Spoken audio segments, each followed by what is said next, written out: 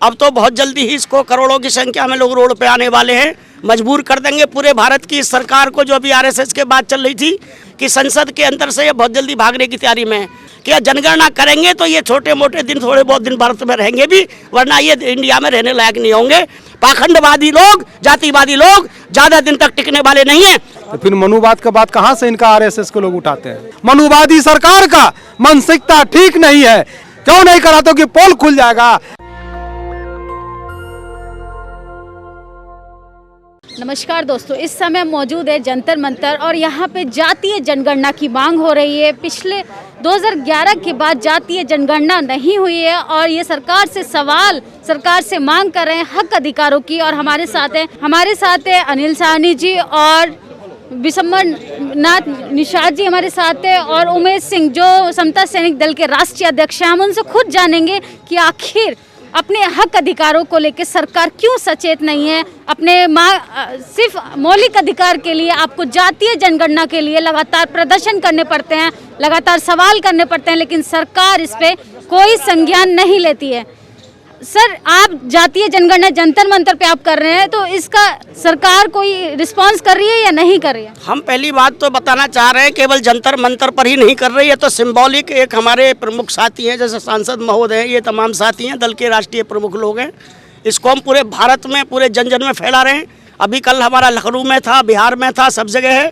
अब तो बहुत जल्दी ही इसको करोड़ों की संख्या में लोग रोड पे आने वाले हैं, मजबूर कर देंगे पूरे भारत की सरकार को, जो अभी आरएसएस के बात चल रही थी, अभी जो आपके सामने हिंदूवादी पार्टी की बात चल रही थी, इसको मजबूर कर देंगे। आधा तो किसान और मजदूर ने कर दिया, आधा काम तो किसान और भारत के मजदूरों ने कर दिया है कि संसद के अंदर से ये बहुत जल्दी भागने की तैयारी में है। बकाया तमाम दलित पिछड़े मिलकर के कर देंगे, और ये अपने इस डर की वजह से भी बहुत जल्दी अब जनगणना का घोषणा करने वाले हैं कि जनगणना करेंगे तो ये छोटे मोटे दिन, थोड़े बहुत दिन भारत में रहेंगे भी, वरना ये इंडिया में रहने लायक नहीं होंगे। ऐसा मजबूर कर देंगे।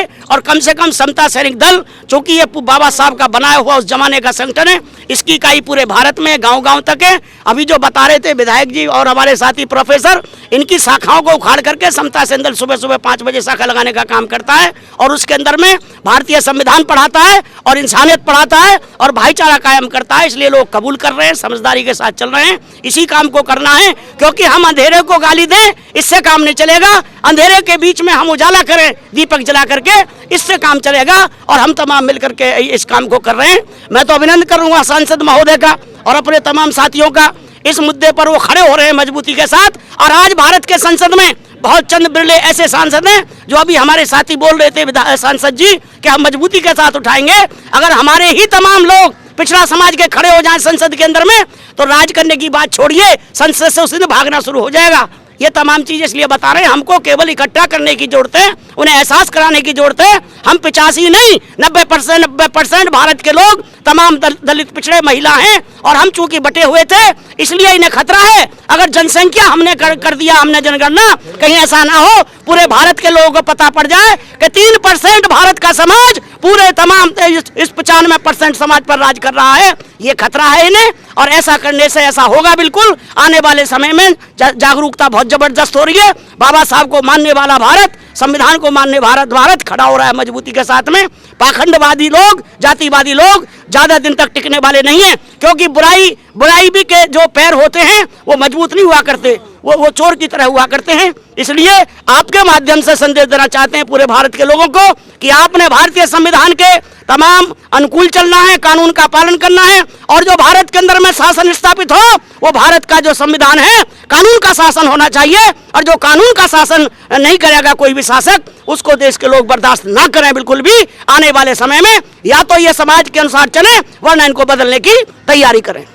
जिस तरीके से वर्तमान समय में भारतीय जनता पार्टी लगातार बहुजन समाज को, ST/SC माइनॉरिटी को धार्मिक और जातीय आधार पे बकलाने में और झगड़ा करवाने में लगी है, क्या आपको लगता है कि आप सफल हो पाएंगे जातीय जनगणना कराने में? पूरी तरह से देश का जो बहुसंख्यक समाज है, बहुजन समाज है, अगर एकजुट हो जाएगा, जिस तरह से पूरे देश के किसानों ने दिल्ली के आसपास बॉर्डरों में 14 महीने से ज़्यादा धरना प्रदर्शन करके घमंडी मोदी सरकार को जो है घुटने टिकाने का काम किया है। उन्होंने जो 3 काले कानून बनाए थे, उनको वापस कराने के लिए मजबूर किया है। अगर पूरे देश का हमारा बहुजन समाज, बहुसंख्यक समाज एक हो जाता है तो जिस तरह से 3 काले कानून वापस हुए हैं उसी तरह से इनको जाति जनगणना करानी पड़ेगी और आरक्षण का अधिकार जो आरक्षण खत्म कर रहे हैं वो देना पड़ेगा। पूरी तरह से पूरे देश में अब ये बात साफ हो गई है कि जो हमारी जाति जनगणना कराएगा हम उसी के साथ हैं, जो नहीं कराएगा हम उसका विरोध करेंगे। तो पूरे इस जंतर मंतर नई दिल्ली की जो है धरती से हम पूरे देश के जो है लोगों मतदाताओं को कहना चाहते हैं, उत्तर प्रदेश में चुनाव आने वाला है, कई 5 राज्यों में चुनाव है, तो वहाँ पर जो हमारी जाति जनगणना की बात करे, जो हमारे आरक्षण की बात करे, जो हमारे हक अधिकार की बात करे उसके साथ रहिए, बाकी का बहिष्कार करिए। आज जंतर मंतर में हम लोग तमाम साथी इकट्ठा हुए, कई सामाजिक संगठन के लोग हैं, दल के लोग हैं, तो उनका हम स्वागत करते हैं कि हमारे बहुजनों की आवाज़, ये हमारे जाति जनगणना की आवाज़ उठाने का काम करते हैं। और हम मानते हैं कि जाति जनगणना की आवाज़ एक दिन चल रही है। जाति जनगणना 1931 में अंग्रेजों ने कराया था, तब से भारतीय जनता पार्टी, कांग्रेस किसी ने नहीं कराया। अब ये जाति जनगणना की मांग लोग चाहते हैं कि जाति जनगणना हमारी होना चाहिए। ये भेड़ बकरी की होती है, जानवर की होती है, पक्षियों की होती है, घर गृहस्थी की होती है, जमीन जायदाद की होती है, तो इंसानों क्यों नहीं हो रही, पिछड़ों क्यों नहीं रही, दलितों क्यों नहीं रही। हमें संख्या के आधार पर हमको भागीदारी सभी संसाधनों में चाहिए, ये हमारी मांग है। हम सड़क से लगा के पार्लियामेंट तक, राज्यसभा में भी कई बार मामला उठाया है, अभी संसद चल रहा है, चलेगा कल से।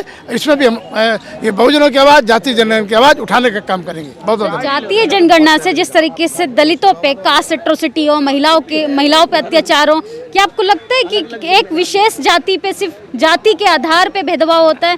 जातीय जनगणना बेहद जरूरी है, तभी शायद अत्याचार कम हो पाएंगे। मैंने तो पार्लियामेंट के अंदर कहा था कि इस देश में जिन लोगों ने जातियां बनाई हैं, जिनको जाति के आधार पे सम्मान मिलता है और जाति के आधार पे जिसको अपमान मिलता है, 2 तरह के लोग हैं। तो हम तो कहते हैं कि भाई ये सब उपनाम सरनाम बंद कर दो। अगर हिंदुस्तान के पूरे देश के लोग हो और सबके साथ शादी ब्याह करो, उठना बैठना करो, लेकिन ये केवल वोट की राजनीति करते हैं। अपना सरनेम नहीं हटा सकते, अपना गोत्र नहीं हटा सकते। कह देंगे हम त्रिवेदी हैं, पाड़े हैं, हम चौहान हैं, परिहार हैं, फलाने हैं, ढिकाने, उसमें कहेंगे। और कह देंगे ये तो भाई दलित हैं, ये तो हमारे अछूत हैं, ये तो पिछड़े हैं। और जब वोट की बात आती है तो कहते हैं हिंदुस्तानी हैं, हम हिंदुस्तान के लोग हैं, हम पाकिस्तान की बात करते हैं। तो ये भारतीय जनता पार्टी पूरी तरह से देश के बहुसंख्यकों को बरगलाने का काम करती है और ये जाति जनगणना की आवाज़ उठी है और आगे चल के जाति जनगणना होकर रहेगी। मैं अनिल शानी जी से बात करूंगी। जिस तरीके से हमारे प्रधानमंत्री जी का कहना है कि हिंदू राष्ट्र में सब लोग एक हैं, मानव एक समान, हिंदू राष्ट्र का सपना दिखाते हैं, उसी हिंदू राष्ट्र में क्या जाति जनगणना करानी बेहद जरूरी है? इस देश में जब कहते हैं कि पूरा देश एक है, सब हिंदू है, सब अलग अलग है, तो फिर मनुवाद का बात कहाँ से इनका आरएसएस के लोग उठाते हैं? वहीं पर आप देख लीजिए किस प्रकार से जाति जनगणना नहीं कराने का इनका मतलब क्या है। ये जो चाहते हैं कि इस देश के बहुसंख्यक लोग जो आज हर क्षेत्र में, सामाजिक क्षेत्र में, आर्थिक क्षेत्र में, राजनीतिक क्षेत्र में, हर क्षेत्र में जो पिछड़ा हुआ है, जिसको बाबा साहब भीमराव अंबेडकर ने अपने कलम से जो संविधान बनाकर और लोगों को अधिकार देने के काम किया, आज ये नरेंद्र मोदी की सरकार, आज एनडीए की सरकार, मनुवादी की सरकार आज जो है सो निजीकरण कर कर जो आरक्षण मिला उसे भी समाप्त करने का ये कयास लगा रहे हैं। आप एक तरफ कहते हो कि सब एक है, तो इसमें जाति जनगणना का क्या जरूरत है? जब सब हिंदू एक है तो क्या जरूरत था 10% उच्च वर्ग के लोगों को आरक्षण देने का? क्या कभी उन्होंने 10% लोगों ने कभी आंदोलन किया, कभी सड़कों पर गया? तो ये नरेंद्र मोदी की सरकार का, मनुवादी सरकार का मानसिकता ठीक नहीं है। इनका मानसिकता था 3% और 4% को 10% आरक्षण देने का, बिना मांग किए हुए। जब 10% आपने आरक्षण दिया सरकारी नौकरियों में, तो क्यों नहीं आप जो है सो जब 10% उच्च वर्गों को जब आप अपने कानून में आपने दिखा दिया कि हिंदू में भी स्वर्ण गरीब भी है, आपने ही बताया है स्वर्ण गरीब है, तो इसमें कितने जाति जो 90% जो हमारे जो शोषित उपेक्षित गरीब गुरबा अकलियत के लोग हैं, उनका जनगणना तुम क्यों नहीं कराते हो? क्यों नहीं कराते हो कि पोल खुल जाएगा कि जो हर क्षेत्र में आर्थिक से लेकर सामाजिक से लेकर राजनीतिक में हक देना पड़ेगा और इनका लोग हर जगह पर अपना अधिकार मांगेगा जनसंख्या के आधार पर। इसीलिए आप जनगणना नहीं कराना चाहते हैं। आपका दोहरी नीति देश के लोगों ने जान लिया है और आपके दोहरी नीति के खिलाफ जिस प्रकार से इस देश के किसानों ने आंदोलन कर कर आपको जो मदमस्त थे, आप मदमस्त पागल हाथी की तरह घूम रहे थे, आज इस देश के किसान ने ऊंट बनकर आपका कान पकड़ने का जो काम किया है, उसी प्रकार से दलित पिछड़ा शोषित उपेक्षित के लोग, गरीब गुरबा अम्बेडकरवादी लोग आपको बताने का काम करेगा कि जाति की जनगणना आपको कराना होगा, नहीं तो जाति की जनगणना नहीं कराने पर आंदोलन की ओर हम लोग अग्रसरित होंगे। हम उस समय की बात कर रहे हैं। अभी राजस्थान की खबर है, एक दलित छात्र को पानी पीने पे उसकी रीढ़ की हड्डी को तोड़ दिया जाता है और आप उस समय में उस सरकार से बात कर रहे हैं जो संविधान की विरोधी थी, जिस पार्टी ने संविधान जलाया था, उससे आप संवैधानिक अधिकारों की बात कर रहे हैं। आपको लगता है कि ऐसा संभव है? ये लोकतंत्र है और लोकतंत्र में अगर यहाँ पर ये चाहते हैं नरेंद्र मोदी जी कि इस देश में लोकतंत्र खत्म हो जाए, इस देश में हिटलरवाद आ जाए, इस देश को चलाने के हिटलर जैसा राज चलाना चाहते हैं, तो इसके खिलाफ आंदोलन होगा। और जिस प्रकार से सद्दाम हुसैन के खिलाफ भी जनता जागी और सद्दाम हुसैन को कहाँ जाना पड़ा, उसका बनाया हुआ मूर्ति भी जनता ने तोड़ दिया। आज नरेंद्र मोदी जी आप अगर इस रास्ते पर चलिएगा तो लोकतंत्र के हत्यारा आपको कहा जाएगा। लोकतंत्र के आप जिस प्रकार से बात की है कि दलित का, क्या सिर्फ वहीं पर थोड़ी हुआ है दलित पर अत्याचार? हमारे उत्तर प्रदेश, हमारे बिहार, कौन ऐसा स्टेट नहीं है जहां दलित और पिछड़ों के साथ, अकलियतों के साथ अत्याचार नहीं हो रहा है नरेंद्र मोदी की सरकार। ये देखिए, ये थे हमारे साथ अनिल साहनी जी और राज्यसभा अध्यक्ष विशंबर निषाद जी हमारे साथ हैं। हमने उनसे बातचीत की। जातीय जनगणना बेहद ज़रूरी है, क्योंकि जब कुत्ता बिल्ली की जनगणना हो सकती है तो इंसान की क्यों नहीं? सरकार को डर लगता है अपने अधिकारों की मांग से, सरकार को डर लगता है शिक्षा स्वास्थ्य पे काम करने से। और जातीय जनगणना अगर होगी तो बहुजन समाज के ज़्यादातर व्यक्ति अपने लिए शिक्षा की बात करेंगे, रोजगार की बात करेंगे।